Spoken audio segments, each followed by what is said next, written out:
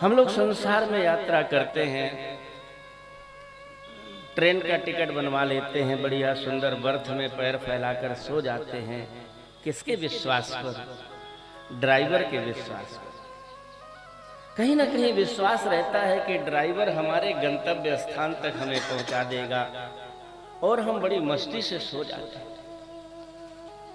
Rickshaw में बैठ जाते हैं, कार में बैठ जाते हैं और बड़ा विश्वास लेकर बैठते हैं, रिक्शा वाला हमें हमारे गंतव्य स्थान तक पहुंचा देगा। जब साधारण मरने जीने व्यक्ति पर हम विश्वास करते हैं तो हमें फायदा होता है, तो अगर भगवान पर और संतों पर विश्वास करेंगे तो कितना बड़ा फायदा है। बिनु विश्वास भगति नहीं, यही बिन द्रवई न राम। राम कृपा बिन सपने हो, जीवन लहे विश्राम। बड़े विश्वास के साथ यह बात कह रहे हैं कि वास्तव में आप सब लोगों के ऊपर और दास के ऊपर भी स्वामी जी की बहुत बड़ी कृपा है। हर साल ऐसा लगता है पता नहीं अगले साल क्या होगा, यज्ञ होगी कि नहीं होगी, कथा होगी कि नहीं होगी, कमेटी में क्या हो रहा है। कोई ना कोई व्यक्ति साथ छोड़कर धीरे धीरे करके जा रहे हैं। एक बहुत बड़े स्तंभ आप सबको पता है, श्री श्याम सुंदर जी जो इस कमेटी के और इस यज्ञ के बहुत बड़े स्तंभ थे, शरीर उनका पूरा हो गया। समय की गति बड़ी विलक्षण है, एक एक करके साथ छूटता जाता है। अगले साल क्या होगा इसकी किसी को कोई खबर नहीं है, लेकिन ये पक्की बात है कि स्वामी जी की बहुत बड़ी कृपा है और उन्हीं की कृपा से ये यज्ञ आज शायद 63वां या 64वें वर्षगांठ, 64 वर्षों से बराबर इस यज्ञ का समापन यज्ञ संपन्न हो रहा है। अनेक यज्ञ वेदी में विद्वान ब्राह्मण बैठ करके भगवती गायत्री की उपासना कर रहे हैं और श्रीमद् भागवत महापुराण जो साक्षात भगवान का स्वरूप है, साक्षात भगवान का वांग्मय विग्रह है, उनके माध्यम से हमें मानव जीवन का जो लक्ष्य है भगवत प्राप्ति, श्रीमद् भागवत महापुराण के माध्यम से हमें 7 दिन तक सुलभ होता है। सत्संग की प्राप्ति जीवन में हो जाए तो समझ लो भगवान की प्राप्ति हो गई। भगवान में और सत्संग में कोई अंतर नहीं है। जहां एकादश स्कंद में भगवान अपनी विभूतियों का वर्णन करते हुए कहते हैं उद्धव जी से, उद्धव सत्संग के द्वारा मुझे दैत्यों ने प्राप्त कर लिया। प्रहलाद आदि दैत्यों ने सत्संग के द्वारा भगवत प्राप्त। सत्संगे नहीं दैत्या, सत्संग के द्वारा मुझे पशुओं ने प्राप्त कर लिया। हाथी आदि ने सत्संग के माध्यम से मेरी प्राप्ति की। सत्संग के द्वारा पक्षियों ने मुझे प्राप्त कर लिया। गिद्धराज जटायु जैसे आमिष भोगी पक्षियों ने सत्संग के माध्यम से भगवान को प्राप्त कर लिया। इसलिए भैया ये सत्संग इतना मूल्यवान होता है, इसका एक एक क्षण बड़ा मूल्यवान होता है। जीवन में सत्संग करते रहना चाहिए, सत्संग में अपने आप को डुबो देना चाहिए। कोई दिन, कोई पहर, कोई क्षण ऐसा ना बीते जिसमें किसी न किसी तरह से हमें सत्संग न प्राप्त हो। सबको सत्संग करना चाहिए। सतनाम परमात्मा का है। आज हम लोग श्रीमद् भागवत की महिमा का वर्णन करने, स्मरण करने और श्रवण करने के लिए बैठे हैं। भागवत क्या है, भागवत के सुनने से क्या प्रभाव है, किन किन लोगों ने भागवत सुनकर के अपने को धन्य बनाया, किन किन लोगों को भगवान की कृपा, भागवत की कृपा से भगवान की प्राप्ति हुई, इन विषयों पर चर्चा करेंगे। इसके पूर्व हम ये बताना चाहते हैं कि जीवन में सत्संग की कितनी अनिवार्यता है, ये हमें भागवत से सीखने को मिलती है। सत्संग के द्वारा पशुओं ने, पक्षियों ने, दैत्यों ने, किन्नरों ने सत्संग के द्वारा आज तक जिनको जिनको भगवत प्राप्ति हुई है, बिना कथा और बिना सत्संग के किसी को प्राप्ति नहीं हुई। ये इतिहास है। चाहे सूरदास को भगवत प्राप्ति हुई हो, वो भी कथा सत्संग का सहारा लिया। तुलसीदास को भगवत प्राप्ति भई, वो भी कथा सत्संग का सहारा लिया। जिनको जिनको भगवान की प्राप्ति हुई है, सबने किसी न किसी सत्संग और कथा का ही सहारा लिया है। बिना सत्संग और कथा के भगवान की प्राप्ति नहीं है।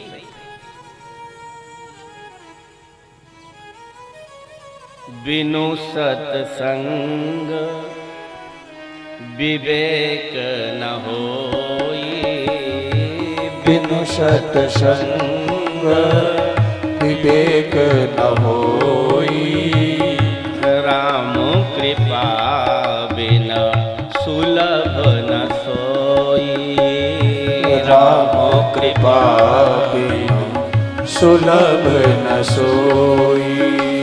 बिनु सत्संग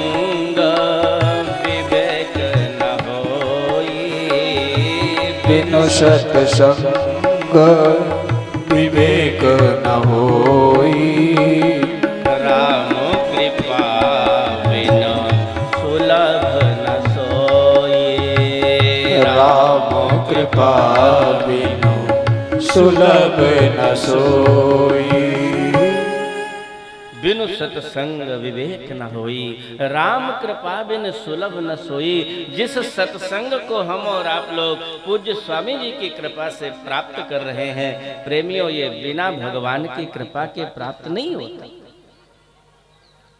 हमें पता चला, हमारे जो प्रधान यजमान उपस्थित हैं, कई वर्षों से इनका विचार था कथा सुनने का, लेकिन जब स्वामी जी की कृपा जिसके ऊपर होती है, उसी को ये लाभ मिलता है। और आप लोग भी ये कल्पना करिए, क्या भरुआ सुमेरपुर में इतने ही लोग हैं? कितने वोटर होंगे, कितनी बस्ती होगी, कितने लोग होंगे, लेकिन सत्संग का लाभ उन्हीं को प्राप्त हो पाएगा जिनके ऊपर भगवान की कृपा होगी। नहीं, 7 दिन निकल जाएंगे, लोग इधर उधर बैठे रहेंगे, अहंकार में फूले हुए बैठे रहेंगे, पर सत्संग नहीं सुन पाएंगे, क्योंकि सत्संग भगवान की कृपा से ही सुलभ। यही सरयावत अति कठिनाई, राम कृपा विनयाय न जाई। सत्संग की दरिया में स्नान करने सबके बस की बात नहीं है। जिसके ऊपर ठाकुर जी की असीम अनुकंपा हो जाती है, ठाकुर जी कृपा कर देते हैं, उनको कहीं ना कहीं से सत्संग की प्राप्ति हो जाती है। और सत्संग की प्राप्ति हो जाए, समझ लो हमें भगवान की प्राप्ति हो गई, क्योंकि सत्संग और भगवान में कोई अंतर नहीं। अगर ये कहो कि महाराज रोज तो सत्संग मिलता नहीं, चलो 7 दिन मिल गया, इसके बाद क्या करें? स्वामी करपात्री जी ने अपने लेख में लिखा है, प्रेमियों, सबके घर में रामचरितमानस विराजमान है। नित्य रामचरितमानस का पाठ करो। जब आप पाठ करोगे, आपको लगेगा हम तुलसीदास जी से सत्संग कर रहे हैं, क्योंकि तुलसीदास जी की एक एक चौपाई मंत्र है, एक एक चौपाई दर्शन है, एक एक चौपाई वेदांत है। जब आप रामायण का पाठ करेंगे, ऐसी अनुभूति होगी कि हम तुलसीदास जी से सीधा सत्संग कर रहे। भागवत उठा करके बैठ जाइए, संस्कृत नहीं आती है कोई बात नहीं, हिंदी पढ़ते जाइए। जिस समय भागवत का आप पारायण करेंगे, पाठ करेंगे, आपको लगेगा सामने वेदव्यास जी भागवत के रूप में विराजमान है और उनके माध्यम से हमें सत्संग प्राप्त हो रहा है, भागवत का सत्संग प्राप्त हो रहा है। गीता का स्मरण करो, गीता का पाठ करो। गीता के माध्यम से या स्वयं पद्मनाभस्य मुख पद्मात् बृहस्रता, गीता को कहा गया है भगवान पद्मनाभ के मुख से निकली हुई गीता है। श्रीमद् भगवत गीता का पाठ करो, ऐसा अनुभव होगा भगवान सुंदर रणांगण में खड़े हुए हैं और वहां पर हमको सत्संग करा रहे हैं। गीता का ज्ञान जैसे अर्जुन को प्रदान किया, वैसे ही भगवान हमको भी प्रदान कर रहे हैं, ऐसा अनुभव होगा। करके तो देखो। हम लोग स्वाध्याय की तरफ से बहुत बड़ा विराम लेते चले जा रहे हैं। कोई स्वाध्याय नहीं करता। नित्य स्वाध्याय करने का यदि अभ्यास बना रहेगा तो मन ही नहीं मानेगा। जब तक हम गीता का पाठ नहीं कर लेंगे, रामायण का, अरे दुनिया की बात छोड़ो, सबसे छोटी पुस्तक है श्री हनुमान चालीसा, बड़ी मूल्यवान। जो ये पढ़े हनुमान चालीसा, होय सिद्ध साखी गौरी सा। गौरी शंकर भगवान की मुहर लगी हुई है। जो नित्य रमण हरि गोविंद जय जय, राधा रमण हरि गोविंद जय जय, गोविंद जय जय गोपाल जय जय, गोविंद जय जय गोपाल जय जय, राधा रमण हरि गोविंद जय जय, राधा रमण हरि गोविंद जय जय। श्रीमद् भागवत महापुराण का सप्ताह ज्ञान यज्ञ तो कल से प्रारंभ होगा। आज हम लोग महात्मा का स्मरण करने के लिए बैठे हैं। जिस समय श्रीमद् भागवत का प्रारंभ होता है, सबसे पहले मंगलाचरण होता है, क्योंकि ये नियम है जब हम कोई कार्य प्रारंभ करें, कार्य के प्रारंभ में मंगलाचरण करना चाहिए। जब हम कार्य की समाप्ति करें, कार्य हमारा पूरा हो जाए, तब पुनः भगवान का मंगलाचरण करना चाहिए। और जब तक हमारा कार्य चलता रहे, बीच बीच में भी मंगलाचरण करते रहना चाहिए। अच्छा, ये मंगलाचरण होता क्यों है? हम जिस कार्य को करने के लिए जा रहे हैं, हमारे उस कार्य में किसी प्रकार की कोई विघ्न बाधा ना आवे, इसके लिए मंगलाचरण करना बहुत जरूरी है। अब प्रश्न ये उठता है, मंगलाचरण किसका करना चाहिए? क्योंकि आजकल तो कलयुग का प्रभाव है। आजकल तो मंगलाचरण भी फिल्मी गानों से होता है, कलयुग का प्रभाव है। लेकिन यहाँ ये बताया जा रहा है मंगलाचरण करना चाहिए, पर मंगलाचरण किसका करना चाहिए? जिसका नाम मंगलमय हो, जिसका रूप मंगलमय हो, जिसकी लीला मंगलमय हो, जिसका धाम मंगलमय हो, ऐसे का ही मंगलाचरण करना चाहिए। ऐसे कौन है? तुलसीदास जी से पूछ लो। मंगल भवन अमंगल हारी, मंगल भवन अमंगल हारी, द्रवहु सुदशरथ अजिर बिहारी। मंगल भवन अमंगल हारी, द्रवहु सुदशरथ अजिर बिहारी। मंगल भवन अमंगल हारी, मंगल भवन अमंगल हारी, उमा सहित जय जपत पुरारे, उमा सहित जपत पुरारी। मंगलाचरण उसी को करना चाहिए प्रेमियों, जिसका नाम मंगलमय होता है, जिसकी रूप मंगलमय होता है, जिसकी लीला मंगलमय होती है, और जिसका धाम मंगलमय होता है। भगवान के अलावा और किसी का मंगलाचरण, भगवान और भक्तों का, इन दोनों का मंगलाचरण करना चाहिए। इसके अलावा मंगलाचरण के कोई लायक है ही नहीं। यहाँ पर जब भागवत का प्रारंभ करते हैं, भगवान का मंगलाचरण किया, मंगलाचरण बड़ा विलक्षण किया। सच्चिदानंद रूपाय विश्वोत्पत्त्यादि हेतवे, तापत्रय विनाशाय श्रीकृष्णाय वयं नुमः। मंगलाचरण में कहते हैं, प्रेमियों आओ हम सभी लोग मिल करके श्री कृष्ण भगवान के चरणों को प्रणाम करें।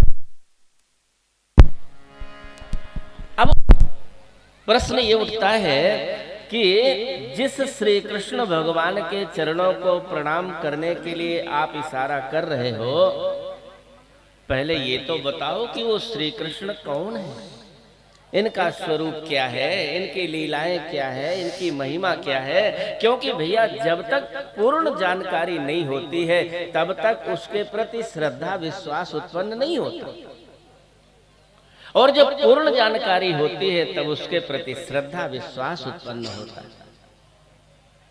तुलसीदास जी लिखते हैं, जाने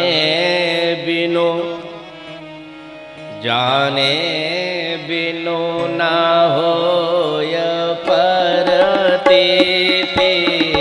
जाने बिनु न होहि परतीति, बिनु परतीत होय नहीं प्रीति, बिनु परतीत होय नहीं प्रीति, प्रीति बिना नहीं भगति दृढ़ाए, प्रीतो बिना नहीं भगत दृढ़ाई, जिमें खगेश जल कर चिकनाए, जिमें खगेश जल बिन चिकनाई, जाने बिनु न होए प्रतीति, बिनु प्रतीत होए नहीं प्रीति। मान लीजिए आप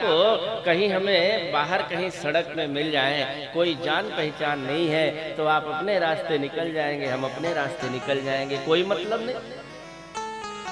लेकिन अगर जान पहचान है, यदा कदा जब कभी मिलेंगे तो तुरंत प्रणाम आशीर्वाद होगा, नमस्कारी नमस्कारा होगा, हाल चाल पूछेंगे, कुशल समाचार पूछेंगे। तो जिस श्री कृष्ण को प्रणाम करने की बात कही जा रही है, जब तक श्री कृष्ण के विषय में हम जानेंगे नहीं तब तक हम प्रणाम कैसे करें, हमें श्रद्धा कैसे उत्पन्न हो। इसके लिए उनके स्वरूप का वर्णन करते हैं। सच्चिदानंद रूपाय विश्वोत्पत्त्यादि हेतवे, जिस श्री कृष्ण को प्रणाम करने की बात कही गई उसका जो स्वरूप है वो सत स्वरूप है, चित स्वरूप है और आनंद स्वरूप है। सत माने क्या है? आप लोग बोलते हैं ना सच्चिदानंद भगवान की जय, तो सच्चिदानंद में 3 शब्द है। पहला शब्द है सत, धन चित, धन आनंद बराबर सच्चिदानंद। अब विचार करें ये सत क्या है। गीता में भगवान कहते हैं, ना सतो विद्यते भावो, ना भावो विद्यते सतः। सत वही है जिसका कभी अभाव नहीं होता, और असत वही है जिसका कभी भाव नहीं होता, जिसकी कभी उपस्थिति नहीं होती। तो सत वही है जो तिहुकाल एक रस रहे, जो भूतकाल में भी जो था, वर्तमान में भी जो है और भविष्य में भी जो रहेगा, उसी को सत कहा जाता है। शरीर सत नहीं है, क्योंकि अगर शरीर सत होता तो आप लोग सभी देखते हैं, जिस समय 4 लोग जनाजा लेकर बोल जाते हैं तो क्या बोलते हैं? राम नाम सत्य है, राम नाम सत्य है। क्यों? क्योंकि अगर शरीर सत्य होता तो आज ये क्यों जाता। और आज ही नहीं, क्षण प्रतिक्षण हमारा शरीर जा रहा है, मर रहा है, समझ में नहीं आता। क्योंकि काल की गति बहुत बारीक है, क्षण क्षण हम लोग मर रहे हैं, लेकिन अनुभव तब होता है जब किसी का शरीर पूरा हो जाता है। लोग कहते हैं राम नाम सत्य है। भैया जिस राम नाम सत्य की घोषणा हम लोग बाद में करते हैं, अगर पहले ही जीवन का आधार बना ले तो हमें बार बार संसार में जन्म लेना और मृत्यु न प्राप्त करना पड़े। तो सत्य क्या है? भगवान ही सत है, भगवान का नाम ही सत है, भगवान की लीला ही सत है और भगवान का धाम ही सत है। चित क्या है? चित माने होता है ज्ञान। संसार में अगर ज्ञानी कोई है तो वो भगवान है, संसार में कोई ज्ञानी नहीं। जो जहि जस रघुपति करहि सो तेहि तत्क्षण होए। संसार में न कोई ज्ञानी है न कोई मूढ़ है, यहाँ तो जो जैसा जिसको जैसा भगवान चाहते हैं वैसा ही वो हो जाता है। संपूर्ण ब्रह्मांड की बुद्धि को सिमेट करके अगर पुंज बनाओ तो उसका नाम है ब्रह्मा, और ब्रह्मा के भी हृदय में ज्ञान का संचार करने वाले जो नारायण भगवान हैं वही सबसे बड़े ज्ञानी हैं, वही सबसे बड़े ज्ञान स्वरूप। हम लोगों के अंदर ज्ञान नहीं है, जबरदस्ती हम लोग अहंकार किए बैठे हैं। थोड़ा दो चार अक्षर पढ़ लिया हो बहुत बड़ा ज्ञानी है, थोड़ा दो चार बातें बोल लिया मंच से बहुत बड़ा ज्ञानी है। प्रेमियों, ये ज्ञान नहीं है। ज्ञानी तो केवल भगवान है। तुलसीदास जी से पूछा गया, तुलसीदास जी ने बताया, ज्ञान अखंड एक सीतावर, ज्ञान अखंड एक सीतावर, ज्ञान अखंड एक सीतावर, ज्ञान अखंड एक सीतावर, माया बस्य जीव सचराचर, ओ माया बस्य जीव सचराचर। ज्ञान अखंड एक सीतावर। अगर ज्ञान की परिभाषा समझना है तो भगवान से बड़ा दुनिया में कोई ज्ञानी नहीं। उसी परमात्मा के ज्ञान का एक बूंद, हमारे गुरुदेव भगवान कहते हैं, भगवान के शरीर से एक बूंद निकला, बूंद के 100 टुकड़े किए गए, फिर उस बूंद के एक बूंद के एक हजार टुकड़े किए गए, और उस जो हजारवां जो टुकड़ा है, जो बाल से भी ज्यादा पतला है, दुबला है, छोटा है, कण है, उसको सीकर कहते हैं, और वो सारे संसार में फैल गया, जिससे हम लोग उस अपने आप को बहुत बड़ा ज्ञानी मान बैठे। ज्ञान तो हम लोगों का है ही नहीं। तुलसीदास ये भी बताते हैं कि हम लोगों का ज्ञान कैसा है। उपजय बिनसय ज्ञान जिमि, पाय कुसंग सुसंग। हम लोग रोटीराम बाबा के आश्रम में सत्संग में बैठ जाते हैं, कथा में बैठ जाते हैं, तो वाह, अपने आप को बहुत बड़ा ज्ञानी मान लेते हैं, बहुत सुंदर, वाह, आनंद आ जाए। लेकिन भैया जहां सत्संग से बाहर होते हैं, बेगम में लगाओ 5 के 10 पाओ, न मालूम ज्ञान कहां चला जाता है, हवा हो जाता है। बड़ी बड़ी बात, बड़ा बड़ा उपदेश करने वालों का भी ज्ञान और धैर्य टूटते हुए समाज में देखा जाता है, क्योंकि हम लोग सच्चे ज्ञानी नहीं है। सच्चे ज्ञानी तो परब्रह्म परमात्मा है। इसीलिए कहते हैं, आओ हम सब लोग मिलकर के श्री कृष्ण भगवान के चरणों को प्रणाम करें, क्योंकि वही सत्य स्वरूप है, वही ज्ञान स्वरूप है, और तीसरा स्वरूप है आनंद स्वरूप, वही आनंद स्वरूप। हम लोग जितने भी जीवात्माएं हैं, जब से सृष्टि प्रारंभ हुई, अनेकानेक शरीर धारण करते हुए आनंद की खोज कर रहे हैं। कभी पत्नी में आनंद खोजते हैं, कभी बाल बच्चों में आनंद ढूंढते हैं, कभी रुपया पैसा में आनंद खोजते हैं। बढ़िया बिल्डिंग तैयार हो जाए तो आनंद आ जाएगा, लेकिन जैसे ही एक खंड बनता है दूसरे खंड की चिंता शुरू हो जाती है। 1,00,000 2 लाख कमा लिया जाए तो आनंद आ जाएगा, लेकिन जहां 1 लाख कमा करके बैंक में जमा होता है, दूसरे लाख की चिंता शुरू हो जाती है। कहीं भी हम लोग आनंद में नहीं रह पाते, क्योंकि असली आनंद यहाँ है ही नहीं। ये सब केवल धोखा है, धोखा है। कपिल भगवान जी कहते हैं 3 स्कंद में अपनी माता देवहूति से,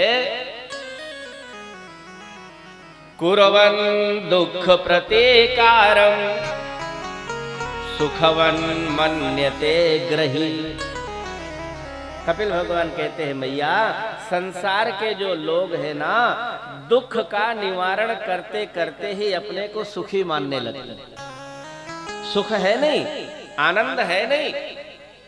जैसे मान लीजिए किसी को भूख लगी है, अब बहुत जोर से क्षुधा लगी है, पेट में चूहे दौड़ रहे हैं, बड़ा कष्ट हो रहा है, बहुत जोर से भूख लगी है, बड़ा दुख मिल रहा है, लेकिन जैसे ही भोजन मिला, बढ़िया भोजन किया, पेट में हाथ फेरा, वाह आनंद आ गया। अरे आनंद कहाँ आ गया? वो तो क्षुधा की निवृत्ति हो गई। जो भूख रूपी दुख था, जो भूख रूपी कष्ट था, उसकी निवृत्ति हो गई, उसी को हमने आनंद मान लिया। कोई किसान अपने सिर में बड़ा सा चारा का गट्ठर लिए जा रहा है, बहुत कष्ट हो रहा है, बहुत वजन है, बहुत थकावट है, सुंदर पेड़ की छाया दिखी, गट्ठर नीचे फेंका, थोड़ा ठंडी ठंडी हवा लिया, वाह आनंद आ गया। आनंद कहाँ आ गया भैया? वो जो दुख था उसको आपने अलग कर दिया, अपने को आनंदित मान लिया। आनंद नहीं है ये, केवल हम लोग धोखे में रह जाते हैं कि बड़ा आनंद आ गया, बेटा हो गया बड़ा आनंद आ गया, मकान बन गया बड़ा आनंद आ गया, पैसा रुपया हो गया बड़ा आनंद आ गया। भैया आनंद नहीं आया। आनंद तो केवल परमात्मा के श्री चरणों में है। अगर आनंद चाहते हो, संसार में आनंद है ही नहीं तो मिलेगा कहां? गीता में भगवान कहते हैं दुखालयम शाश्वतम। संसार क्या है? बोलिए दुख का घर है, और जिस चीज का घर होता है वही चीज वहां मिलती। जैसे आप लोग सब देहात से जुड़े हुए हैं, किसी घर में भूसा भरा हो तो क्या कहोगे उसको? भूसहा घर है। वहां भूसा मिलेगा इसलिए भूसहा घर है। किसी में कंडा भरे हो तो कहेंगे ये कंडहा घर है, और भूत रहते हो तो कहेंगे भूतहा घर है। तो जो चीज का घर होगा वही तो मिलेगा। तो ये संसार दुख का घर है। अगर हम यहाँ आनंद की अनुभूति करें, आनंद खोजना चाहें तो कहां से मिलेगा? समोसा की दुकान में जाओ और कहो कि भैया हमको जरा बढ़िया डिक्शनरी दे दो, जो बढ़िया नई लेटेस्ट छपी हो, ऐसे डिक्शनरी दे दो। वो डांट के भगा देगा, बोले यहाँ तो समोसा मिल जाएगा, पकौड़ी मिल जाएंगे, जलेबी मिल जाएंगे, यहाँ तुमको डिक्शनरी कहाँ से मिल जाएगी? और किसी पुस्तकालय में जाकर के कहो भैया गर्मा गर्म पाव भर जलेबी दे दो, वो भी डांट के भगा दे, क्योंकि वहां वो चीज है ही नहीं। वहां हम खोज रहे हैं। प्रेमियों, हमारी खोज में गड़बड़ी है। हम लोग जहां जो चीज नहीं है वहीं वो चीज खोज रहे हैं। हमारी खोज गलत है। अगर आनंद की खोज करना है तो बाबा तुलसीदास जी से पूछ लो, वो बता देंगे आनंद कहाँ मिलेगा। जो आनंद सिंधु सुख राशि, जो आनंद सिंधु सुख राशि, जो आनंद सिंधु सुख राशि, ओ जो आनंद सिंधु सुख राशि, से करते त्रैलोक सुपासी, करते त्रैलोक्य सुपासी। सो सुख धाम राम यस नामा, सो सुख धाम राम यस नामा, सो सुख धाम राम यस नामा, सो सुख धाम राम यस नामा, अखिल लोकदायक विश्रामा, ओ अखिल लोकदायक विश्रामा। जो आनंद सिंधु सुख राशि, आनंद के सिंधु भी है और सुख की राशि भी है, ढेर है। चाहे जितना आनंद ले लो भगवान से जुड़ करके, वहां लबालब आनंद भरा है। संसार का आनंद तो खत्म हो जाएगा, लेकिन परमात्मा का जो आत्मा आनंद है, जो परमात्मा आनंद है, वो कभी खत्म नहीं होता।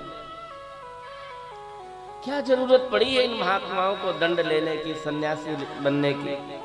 क्योंकि इन लोगों ने उस आत्मानंद को पहचाना है। पूज्य श्री रोटी राम स्वामी जी को क्या जरूरत थी वैराग्य धारण करने की, क्योंकि उन्होंने उस परमात्मानंद को पहचाना है। इसलिए उन्होंने संसार के इस विलक्षण दुख से हट करके परमानंद की खोज प्राप्त की है, परमानंद की खोज की है और आजीवन परमानंद में विचरण करते रहते हैं। ऐसे परमानंद को प्राप्त करना है तो आओ सब लोग मिलकर के श्री कृष्ण के चरणों को प्रणाम करते हैं। बोलिए श्री कृष्ण चंद्र भगवान की जय।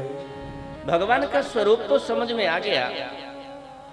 क्यों भाई साहब? जजमान जी आप ध्यान से सुन रहे ना, जो चौपाई बोले उनको भी बोलिए, जो भी चौपाई हम बोलते हैं, जो भजन करते हैं उनको भी बोलिए और बराबर एकदम एक टकी लगा करके मस्त हो जाइए, क्योंकि ये करंट लगना चाहिए। जब तक करंट नहीं लगेगा तो बल्ब प्रकाश नहीं करता है। अगर कहीं तार शार्ट होगा तो प्रकाश नहीं होगा।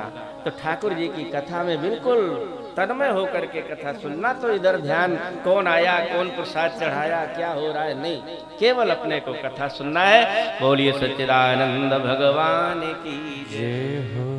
भगवान का स्वरूप तो हम लोगों ने समझ लिया। भगवान सत स्वरूप है, हमेशा रहने वाले हैं, कभी भगवान नष्ट नहीं होते हैं। सृष्टि के पहले भी भगवान थे, सृष्टि के बाद में भी भगवान रहेंगे। और ये नाना प्रकार की जो सृष्टि दिखाई दे रही है ये भी सब का सब भगवान ही है, इसमें अंतर नहीं है। लेकिन हाँ, ये बहुत बड़ी समाधि, बहुत बड़ी साधना के बाद में ये बात दिमाग में बैठती है कि ये सारा संसार भगवान का स्वरूप है। ये तो जब भोले बाबा की जैसी स्थिति बने तभी वो बोल पड़े, सिया राम मैं सब जग जानी, करहु प्रणाम जोरी जुग पानी। जब वैसी स्थिति बनेगी तब हमें संसार भगवत स्वरूप दिखाई पड़ेगा। लेकिन प्रयास करने में क्या जाता है? प्रयास करना चाहिए। संसार में सुख नहीं है, सुख भगवान के चरणों में है। भगवान आनंद स्वरूप है, भगवान ज्ञान स्वरूप है, भगवान सत स्वरूप है। और उनकी विशेषता क्या है? सच्चिदानंद रूपाय विश्वोत्पत्त्यादि हेतवे, ये भगवान की विशेषता है। विश्वोत्पत्त्यादि हेतवे, संसार में जो कुछ भी आपको दिखाई पड़ रहा है सबके उत्पन्न करने वाले केवल भगवान ही। जो कुछ भी दिखाई पड़ रहा है, ये खंभा, कपड़ा, लाइट, ये चद्दर, शरीर, स्त्री, पुरुष, बाल बच्चे, जो कुछ भी है सबके उत्पन्न करने के हेतु केवल भगवान है। इस बात को भी स्वीकार करना चाहिए। अरे हम लोग भैया एक अपनी जुखाम तक तो ठीक नहीं कर सकते, हम क्या भगवत संसार को बनाएंगे? जबरदस्ती अहंकार करके बैठ जाते हो, मेरे जैसा ना होता, भैंस का सींग बैल का भैंस के न लगाता तो इतनी बड़ी बिल्डिंग न बनती, इतनी खेती न इकट्ठा होती, इतना व्यापार न चलता, इतना पैसा न होता। अरे भैया तुम अपनी जुखाम नहीं ठीक कर सकते हो, तुम संसार का क्या करोगे? सब करने कराने वाले ठाकुर जी हैं। विश्वोत्पत्त्यादि हेतवे, संसार में जो कुछ भी दिखाई पड़ रहा है नेह नानास्ति किंचन, सब भगवान का ही स्वरूप है। ये भगवान की विशेषता है। और एक विशेषता और है, तापत्रय विनाशाय श्री कृष्णाय वयं नमः। प्रेमियों, ये प्राणी मात्र 3 तापों से सदा सर्वदा से झुलसता चला रहा है। दैहिक, दैविक, भौतिक तापा। किसी को दैहिक ताप है, घर में खूब रुपया भरा पड़ा है, लेकिन डॉक्टर ने मना कर दिया तुमको डायबिटीज हो गया, रसगुल्ला नहीं खा सकते हो। अब भरा पड़ा है रुपया, खूब पैसा रखा है, लेकिन रसगुल्ला नहीं खा सकते क्योंकि हमें दैहिक ताप है, शारीरिक बीमारी लग गई है, हम नहीं सदुपयोग कर पा रहे। कोई भैया भौतिक ताप से परेशान है, बगल वाले की गाड़ी आ गई, अभी तक हमारी गाड़ी नहीं आ पाई, बस इसी को लेके वो परेशान। कोई दैवी आपदा से परेशान है। अब ये कोरोना वगैरह, इनको दैवी आपदा ही कहा जाएगा। कितने लोग बेचारे चले गए, कितना भयंकर समय, और कहते हैं फिर से आ रहा है। इसलिए भैया कथा सुनने तो आओ, लेकिन सब लोग अपनी अपनी सुरक्षा करके आओ। ताकि हमारे रोटी राम स्वामी जी पर कोई आरोप नहीं लगे। गए थे कथा सुनने, हो गया कोरोना, इसलिए सब लोग सावधानी पूर्वक आओ। यद्यपि ऐसा है नहीं, स्वामी जी बहुत दयालु हैं, बहुत प्रभावशाली हैं, फिर भी अपनी सावधानी करने में क्या जाता है। तो दैविक ताप, कोई अपने दैविक ताप से परेशान है, कोई शारीरिक परेशानी से परेशान है, कोई भौतिक बीमारी से परेशान है, तो भगवान की विशेषता क्या है? तापत्रय विनाशाय। तीनों तापों से अगर बचना चाहते हो तो भगवान से जुड़ जाओ। देखो, आध्यात्मिक रूप से तो हम लोग, सनातन सत्य है कि हम लोग भगवान से जुड़े हुए हैं।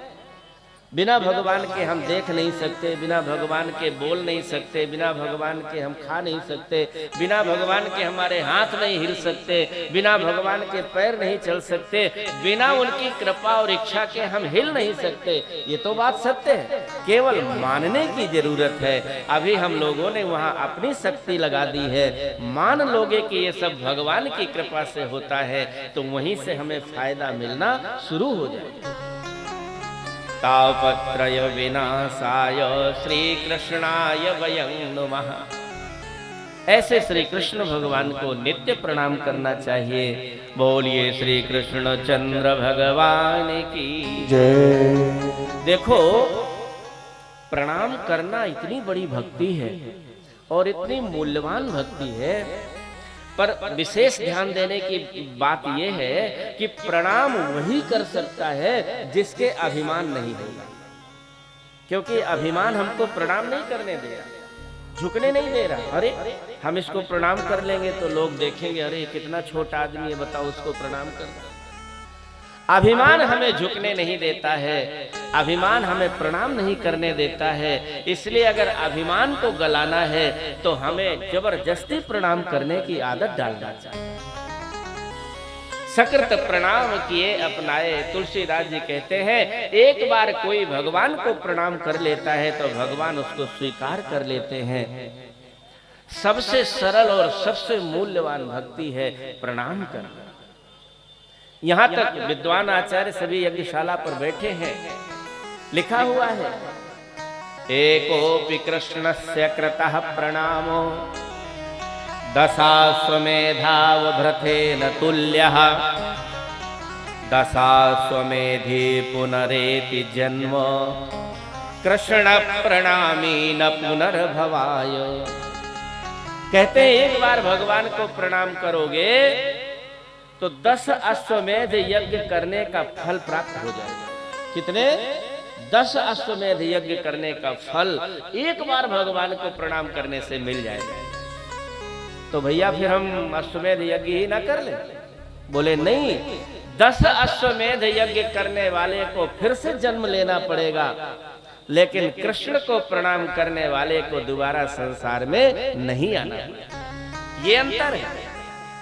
इसलिए भैया नित्य अपने से बड़ों को प्रणाम करना प्रारंभ कर दो, अपने अहंकार को गला दो।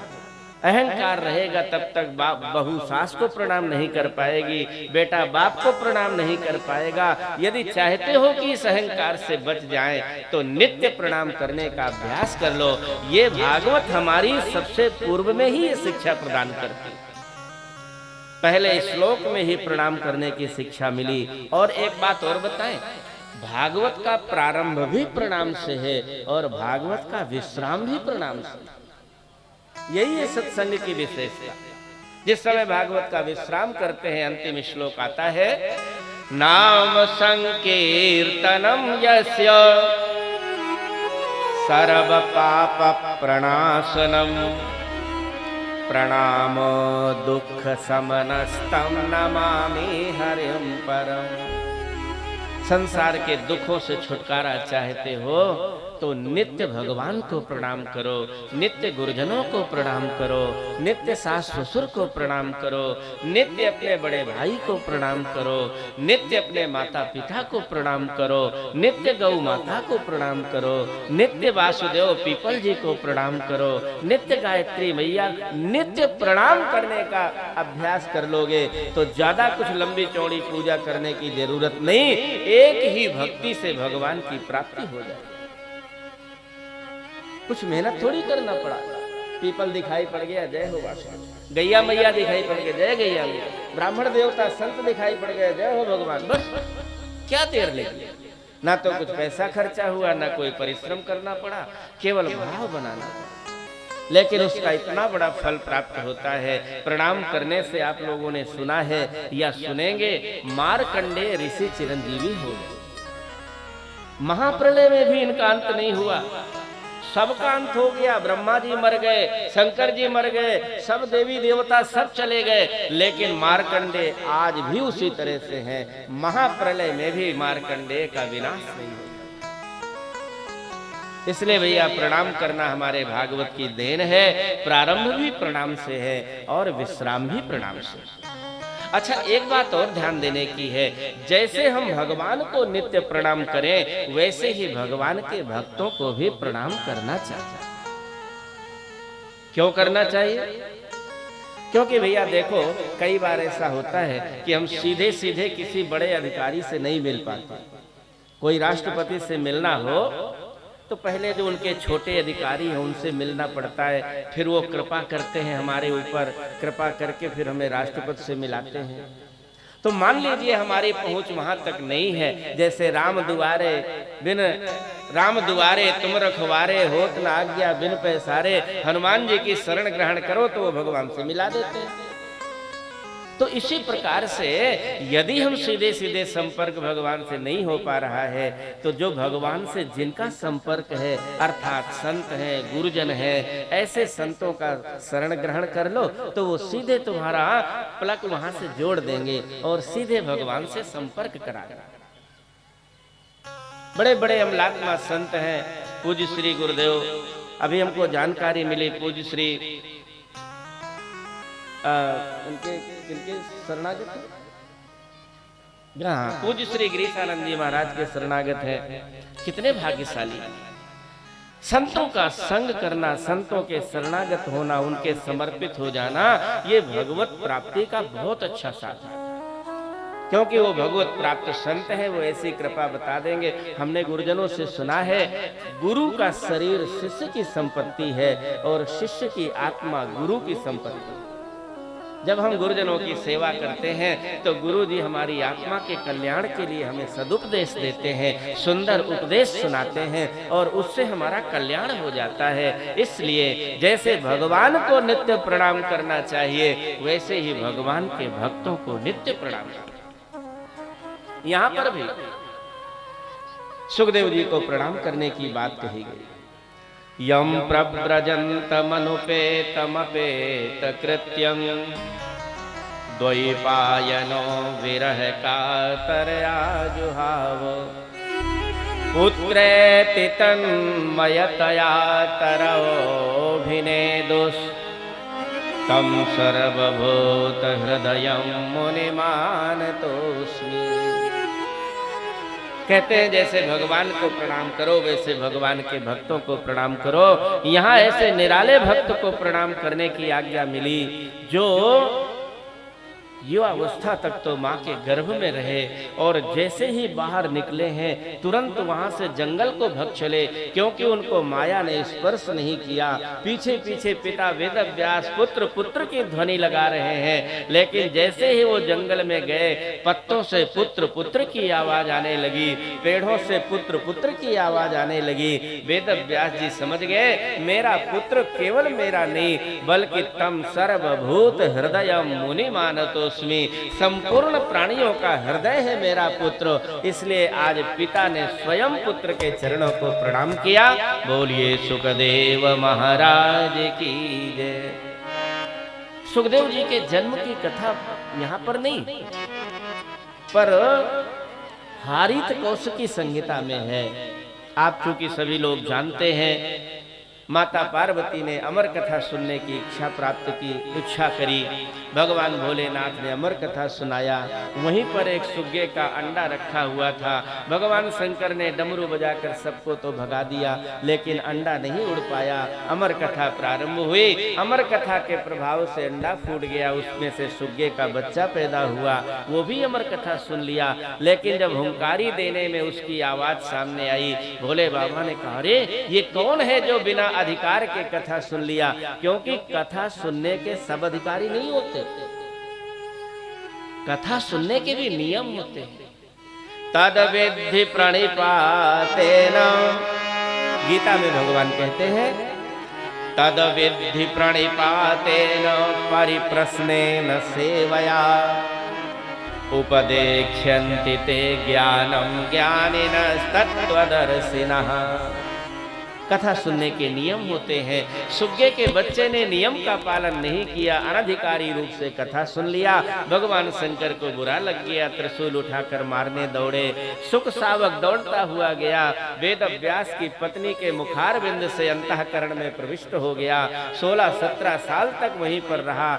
नारद जी ने निकालने का प्रयास किया, उपदेश देना चाहा, लेकिन नहीं, जब मायापति स्वयं आएंगे तब मैं बाहर आऊंगा। नारद जी भगवान को लाए। भगवान ने आकर के वचन दिया, बेटा मेरी माया तुम्हें स्पर्श नहीं करेगी, तुम बाहर आ जाओ।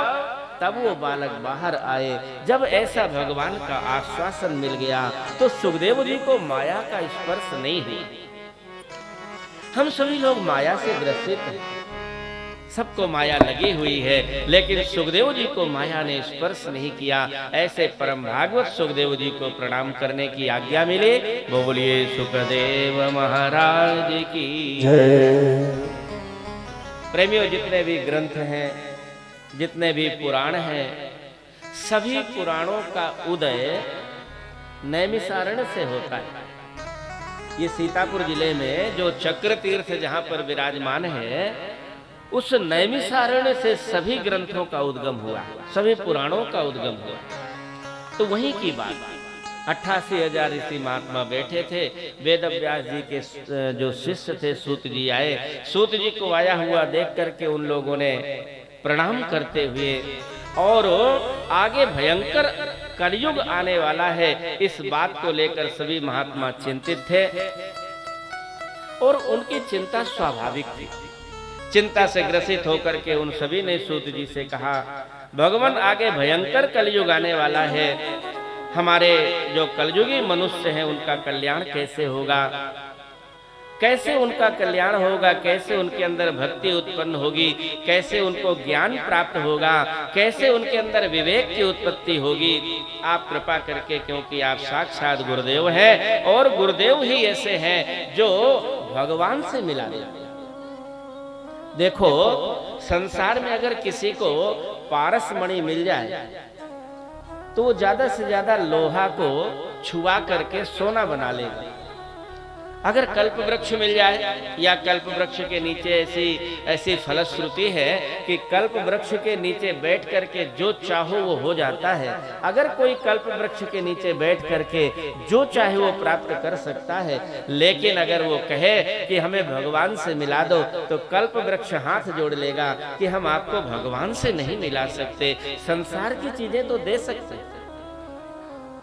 लेकिन जो गुरुदेव होते हैं, यहाँ पर लिखा हुआ है, सौनक जी कहते हैं, चिंता मणिर्लोक सुखम सुरद्रुः स्वर्ग संपदम प्रयक्षति गुरु प्रीतो वैकुंठम योगी दुर्लभम।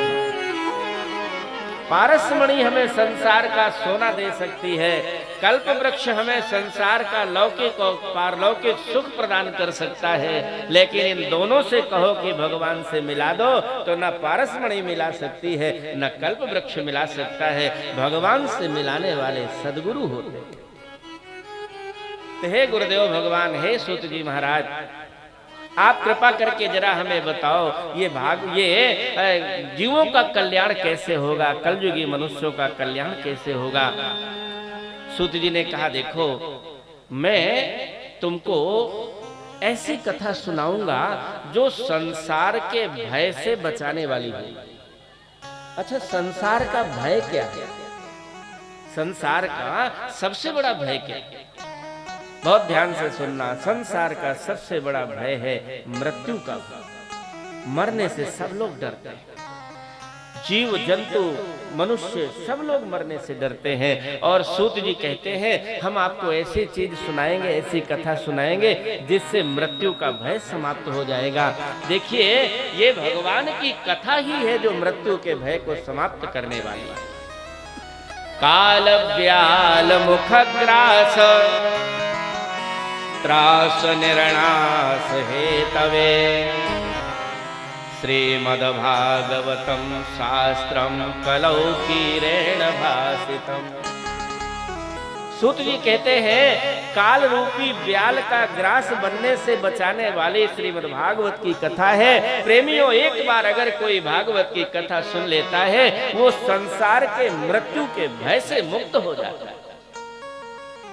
और ये कोई मनगढ़ंत बात नहीं। आप लोगों ने सुना है जिस समय 7 दिन तक सुखदेव जी ने कथा सुनाया, 7 दिन के बाद परीक्षित के अंदर एक आह्लाद उत्पन्न हुआ और परीक्षित बोल पड़ा सिद्धोस्मि अनुगृहीतोस्मि भवता करुणात्मना। गुरुजी अब मैं सिद्ध हो गया, अब चाहे काल आ जाए मुझे काल से कोई भय नहीं है, क्योंकि अब मैं निर्भय हो गया। कहां से निर्भय हो गया? भगवान की कथा से निर्भय हो गया। क्योंकि भैया जैसे भगवान अपने भक्त को काल से निर्भय कर देते हैं, वैसे ही भगवान की कथा भी अपने भक्त को निर्भय कर देती है। परीक्षित को निर्भय बना दिया, परीक्षित को काल का भय समाप्त हो गया। लेकिन ये भागवत कथा मिलती बड़े मुश्किल से, देवताओं को भी बड़ी दुर्लभ। देवता लोग गए सुखदेव जी के पास, जब वो परीक्षित को कथा सुना रहे थे बड़ा सुंदर अमृत का घड़ा लेकर, बोले ऐसा करो कथा हमको सुना दो, अमृत परीक्षित को पिला दो। सुखदेव जी ने कहा जरा हम परीक्षित से तो पूछे। परीक्षित से पूछा कि बताओ तुम कथा रूपी अमृत पान करोगे कि स्वर्ग का अमृत पान करोगे? परीक्षित ने कहा महाराज संग्रह त्याग न बिनु पहचाने, पहले बताओ तो दोनों में अंतर क्या है?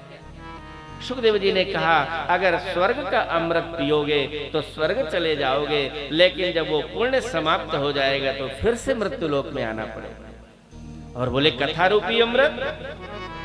बोले कथा रूपी अमृत पान करने के बाद यद गत्वा न निवर्तन्ते तद्धाम परमं मम। कथा रूपी अमृत का पान करने के बाद परीक्षित ऐसे परम धाम की प्राप्ति होती है जहां जाने के बाद दोबारा आने का नंबर ही नहीं लगता है। अब बताओ क्या पीना चाहिए? परीक्षित ने कहा भगवान मुझे तो फिर कथा रूपी अमृत पिलाइए, ये मुझे स्वर्ग का अमृत नहीं चाहिए। देवताओं को सुखदेव जी ने भगा दिया। ब्रह्मा जी को भरोसा नहीं हुआ। ब्रह्मा जी ने कहा अच्छा इतने इतने मैंने ग्रंथ बनाए, लेकिन ये भागवत इतना मूल्यवान कब से हो गया? कोई बात नहीं, देखते हैं। 7 दिन के बाद जहां परीक्षित की मुक्ति भई, ब्रह्मा जी ने भी देखा अरे ये तो मुक्त हो गया। तुरंत उनके मन में विस्मय पैदा हुआ। सत्यलोके तुलां बद्ध्वा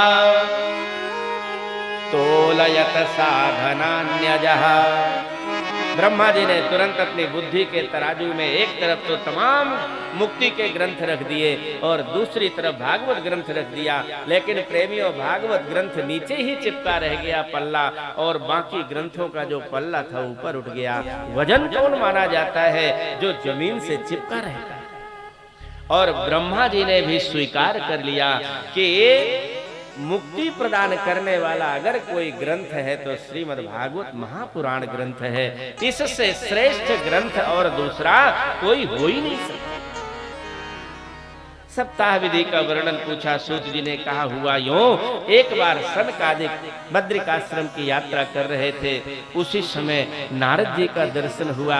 नारद जी आकर के प्रणाम करते हैं और कहा भगवान मैंने संसार का दर्शन किया, लेकिन कहीं भी धर्म का दर्शन नहीं हुआ, धर्म समाप्त हो गया, इसलिए मैं बद्रीनाथ पहुंचना चाहता हूँ। बद्रीनाथ भगवान से पूछना चाहता हूँ। सनकादिकों ने कहा नारद इसका वर्णन एक बार हो चुका है, लेकिन तुम काल के प्रभाव से विस्मृत हो गया है। सबसे बड़ा धर्म है भागवत की कथा सुनना, भगवान की कथा सुनना। तो महाराज अगर ऐसी बात है इससे होगा क्या? बोले इससे बड़े बड़े पापियों का तो उद्धार हो ही जाता है, साथ साथ जो समस्या तुम लेकर के आए हो क्योंकि नारद जी जिस समय धर्म की खोज कर रहे थे, वृंदावन में पहुंचे थे, एक युवती बैठी हुई थी, उसके अगल बगल दो बूढ़े पड़े हुए थे, एक का नाम ज्ञान था, दूसरे का नाम वैराग्य था, और स्त्री के रूप में भक्ति माता विराजमान थी। नारद जी उनका दुख दूर करने के लिए बद्रिकाश्रम जा रहे थे। आज जहां सनकादिकों का दर्शन हुआ, सनकादिकों ने ऋषिकेश में ला करके, हरिद्वार में ला करके नारद जी को सप्ताह कथा सुनाई। उस सप्ताह कथा के प्रभाव से ज्ञान का भी बुढ़ापा समाप्त हो गया, वैराग्य का बुढ़ापा दूर हो गया, और भक्ति माता तो स्वतः जवान थी ही। तीनों आकर के भागवत को प्रणाम किया। बोलिए भागवत भगवान की जय। कथा आप सबको पता है, ज्ञान जिसका बूढ़ा हो जाए, अंतःकरण जिसका बूढ़ा हो जाए, उसको कथा सुन लेने से उसका ज्ञान जवान हो जाता है। जिसके जीवन में वैराग्य की कमी नजर आ रही हो, ऐसा लग रहा हो कि ये संसार आसार है, इसमें कोई तत्व नहीं है, लेकिन हमें इससे वैराग्य क्यों नहीं हो रहा, हम नाती पोता में चिपके बैठे हैं, हमें वैराग्य क्यों नहीं हो रहा। आओ आकर के भागवत की कथा सुन लो, तुम्हारा वैराग्य भी जवान हो जाएगा, तुम्हें भगवान की प्राप्ति हो जाएगी। क्योंकि ज्ञान वैराग्य और भक्ति के भी दुख दूर करने वाले श्रीमद् भागवत महापुराण है। बोलिए सच्चिदानंद भगवान की जय। जिस समय सनकादिक कथा सुना रहे थे, जिन कीड़े मकोड़ों के कान में भागवत की कथा पड़ती महाराज, वो विमान आता, विमान में बैठकर चले जाते। नारद जी को बड़ा असमंजस हुआ, भगवान ये ऐसी कथा है, कीड़े मकोड़ों का उद्धार हो रहा है, तो जरा बता दो इस कथा से कैसे कैसे पापियों का उद्धार होता है। सनकादिकों ने धुंधकारी की कथा सुना। कथा आप सभी लोग जानते हैं। धुंधकारी एक परम पवित्र ब्राह्मण का पुत्र था, आत्मदेव नाम के ब्राह्मण थे, लेकिन माता का स्वभाव दूषित होने के कारण धुंधकारी के अंदर दुर्गुण आ गए थे, और ऐसे वैसे दुर्गुण नहीं। महाराज धुंधकारी के दुर्गुणों का वर्णन करते हुए कहते हैं, शव हस्तेन भोजनम। जिस समय मुर्दा के हाथ में पिंड दिया जाता है, धुंधकारी उस पिंड को भी खाने वाला हो गया। जितने दुनिया भर के दुराचार पापाचार थे वो सब खान करने लगा। वेश्याओं ने उसके गले में आग लगा करके, आग के अंगारा रख करके धुंधकारी को मारा। भयंकर प्रेत बन गया। प्रेत तो यही चाहता है कि मेरे कुल में कोई हो तो मेरा उद्धार हो जाए, और तो कोई था नहीं, गोकर्ण जी थे। गोकर्ण जी ने एक ब्राह्मण को यजमान बना करके भागवत की कथा सुनाई, और भागवत की कथा के प्रभाव से धुंधकारी की भी मुक्ति हो। प्रेमियों, भागवत की कथा इतनी मूल्यवान है, धुंधकारी जैसे पापी का भी उद्धार करने वाली। कोई पाप नहीं बचा था जो धुंधकारी ने ना किया हो, लेकिन भागवत की कथा से उसका भी उद्धार हो गया। इसलिए समझने की बात केवल इतनी है कि येन केन प्रकारेण हमें भगवान से और भगवान की कथा से जुड़े रहना चाहिए। देवता भी हम लोगों को गालियां देते हैं। जब संसार में मनुष्य का शरीर प्राप्त करने के बाद जो व्यक्ति भागवत की कथा नहीं सुनता, देवता कहते हैं अरे इसको धिक्कार है, ये केवल अपनी माँ को कष्ट देने के लिए पैदा हुआ है। मनुष्य शरीर प्राप्त करके जो भागवत ना सुने, उसका मनुष्य शरीर लेना बेकार है। जिस कथा को सुनने के लिए हम लोग गए और अमृत लेकर के गए, फिर भी हमें भागवत की कथा सुनने को नहीं मिली। अरे मनुष्यों, संसार में आए हो तो कम से कम जीवन में एक बार भागवत की कथा जरूर सुन लेना चाहिए। यदि नहीं सुना तो हमारा जन्म लेना निरर्थक हो जाएगा। ऐसी ये मूल्यवान भागवत की कथा है। संक्षेप में आज हम लोगों ने भागवत की महिमा का स्मरण किया। कल से हम लोग सप्ताह ज्ञान यज्ञ का स्मरण करेंगे। आज चूंकि समय हो चुका है, कथा का विश्राम यहीं पर, आरती पुष्पांजलि और प्रसाद लेकर आप लोग जाएंगे। तब तक कथा और कीर्तन का जोड़ा है, हम लोग एक कीर्तन का श्रवण करें।